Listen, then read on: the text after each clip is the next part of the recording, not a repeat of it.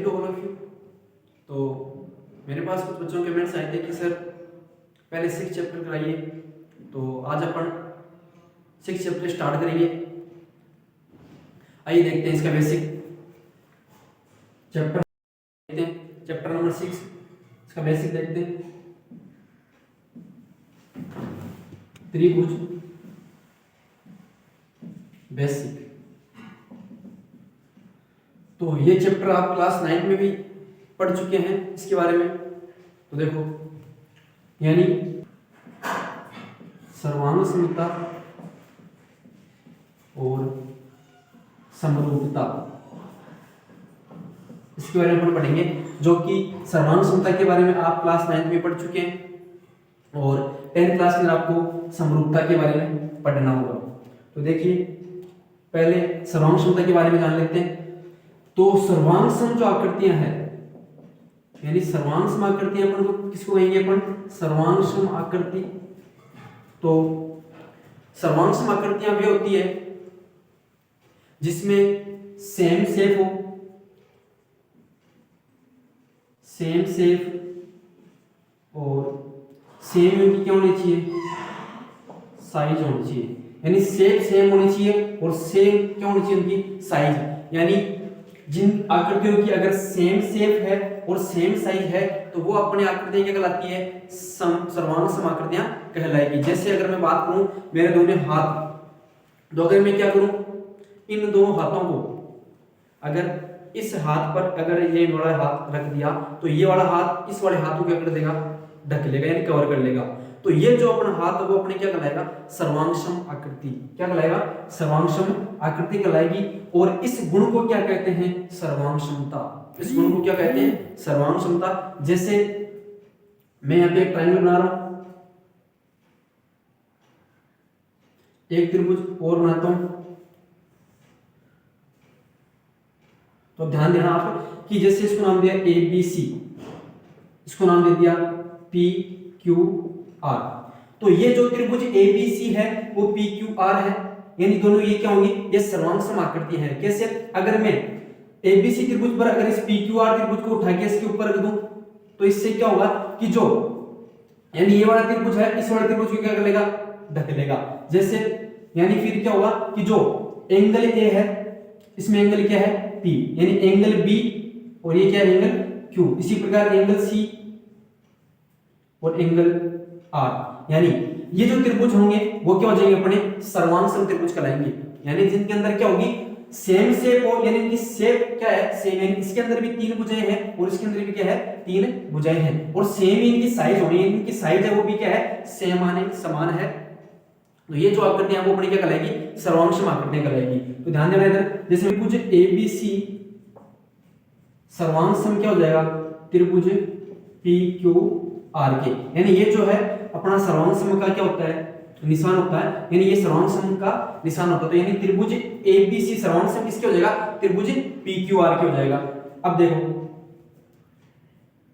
और क्लास 9 में आपने पढ़ा था कि जो जब दो त्रिभुज सर्वांग सम होते हैं तो उनकी जो संगत भुजाएं हैं और उनके संगत कोण हैं वो भी क्या होते हैं? बराबर होते हैं। तो इसका मतलब क्या हुआ कि जो कोण A होगा, कोण A है वो किसके? कोण P के बराबर होगा। ध्यान देना, कोण A है वो कोण P के बराबर होगा। इसी प्रकार कोण B कोण Q के बराबर होगा और कोण C किसके बराबर होगा? कोण R के बराबर होगा। क्यों? क्योंकि सर्वांग सम त्रिभुज की जो संगत भुजाएं और संगत कोण क्या होते हैं? बराबर होते हैं। संगत कोण का मतलब क्या हुआ कि अगर मैं इस ABC त्रिभुज पर PQR को रखता हूं तो यानी कोण A, इसके ऊपर कोण कौन सा आ जाएगा? यानी P, यानी ये क्या हो जाएगा? दोनों संगत कोण कहलाएंगे। क्या कहलाएंगे? संगत कोण। तो ये संगत कोण क्या होंगे? आपस में बराबर होंगे। नहीं, कोण A कोण P के बराबर होगा, कोण B कोण Q के बराबर होगा और कोण C किसके बराबर होगा? कोण R के बराबर होगा।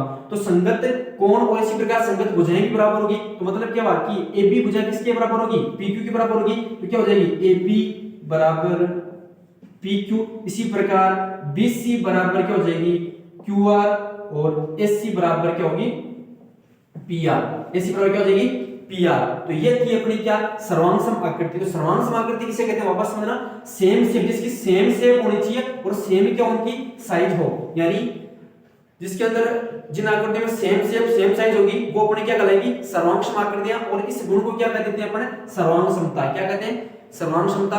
ठीक है, अब देखो आगे देखते हैं अपन समरूपता के बारे में। तो समरूपता में क्या होगा, इसके अंदर ध्यान देना, शेप तो सेम होगी, यानी शेप क्या होगी इनके अंदर, सेम होगी, लेकिन जो साइज है, अगर बात करें साइज की, तो साइज का इसके अंदर कोई मैटर नहीं होता, यानी साइज डज नॉट मैटर ना, साइज डज नॉट मैटर, यानी साइज इसके अंदर है वो क्या नहीं करता, मैटर नहीं करता। जैसे मैं बात करता हूं, अगर ये एक त्रिभुज बनाते हैं, अगर त्रिभुज बनाते हैं पी क्यू आर, ठीक है। अब अगर मैं एक त्रिभुज और बनाऊं, ध्यान देना, ए बी और सी।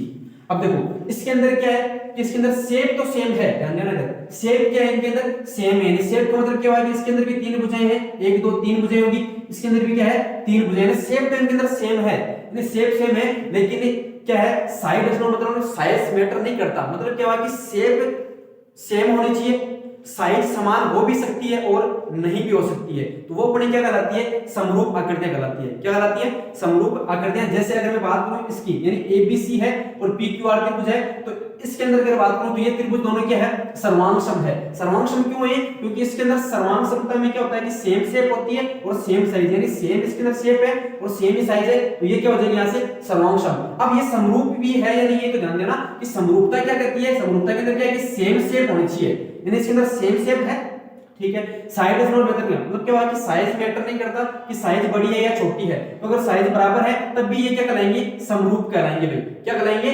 समरूप। यानी क्या हुआ कि त्रिभुज एबीसी है वो पीक्यूआर की क्या होगा, सर्वांग सम भी होगा, और ये दोनों क्या होंगे, समरूप भी होंगे। क्या होंगे, समरूप होंगे। इसी प्रकार जैसे पीक्यूआर है और एबीसी है, ये त्रिभुज भी क्या होंगे, दोनों सर्वांग सम। सर्वांग सम होंगे क्या, देखो पीक्यूआर है एबीसी, क्या ये सर्वांग सम होंगे कि सर देखो सर्वांग सम के अंदर क्या है कि सर्वांग समता का मतलब है कि सेम शेप होनी चाहिए और सेम साइज होनी चाहिए, तो इसके अंदर सेम शेप और सेम साइज होनी चाहिए। तो सेम शेप तो है लेकिन साइज सेम नहीं है, इसीलिए ये त्रिभुज क्या नहीं होंगे। यानी अगर बात करो अपन त्रिभुज पीक्यूआर और त्रिभुज एबीसी की, तो जो त्रिभुज पीक्यूआर है वो क्या इसके ये सर्वांग सम है, तो ये इसके सर्वांग सम नहीं होगा। क्यों, क्योंकि इसके अंदर क्या है कि इसके अंदर सर साइज है वो क्या है, मैटर नहीं करती, लेकिन बात करूं मैं इसके अंदर शेप है और त्रिभुज एबीसी है। अगर मैं बात करूं पीक्यूआर त्रिभुज एबीसी है, क्या वो सर्वांग सम है, तो सर ये सर्वांग सम नहीं होगा। क्यों नहीं होगा, क्योंकि इसके अंदर सर्वांग समता के अंदर क्या है कि सेम शेप होनी चाहिए, तो शेप तो इनके अंदर सेम है लेकिन साइज सेम होनी चाहिए, जो कि इसके अंदर साइज सेम नहीं है, इसीलिए ये क्या होगा भाई, ये सर्वांग सम नहीं होगा। क्या ये समरूप है, तो समरूप तो होगा। क्यों, क्योंकि PQR समरूप किसके होगा, ABC के। क्यों, क्योंकि इसके अंदर सेम शेप तो सेम है, side does not matter, side matter नहीं करता कि साइज बड़ी भी हो सकती है और छोटी भी हो सकती है, तो ये क्या करेंगे अपने समरूप त्रिभुज होंगे, लेकिन इसके अंदर क्या होंगे, सर्वांग सम नहीं होगा। आगे ये बस में ठीक है। तो अब देखो अगर जब दो त्रिभुज देखो, अच्छा ये समरूप है, तो समरूप का मतलब क्या हुआ, देखो अगर मैं बात करूं कि इसके अंदर एंगल की, जैसे यहां बनाता हूं कि ध्यान देना, जैसे मैंने एक एंगल बनाया है इधर, अब मैं आपसे पूछूं कि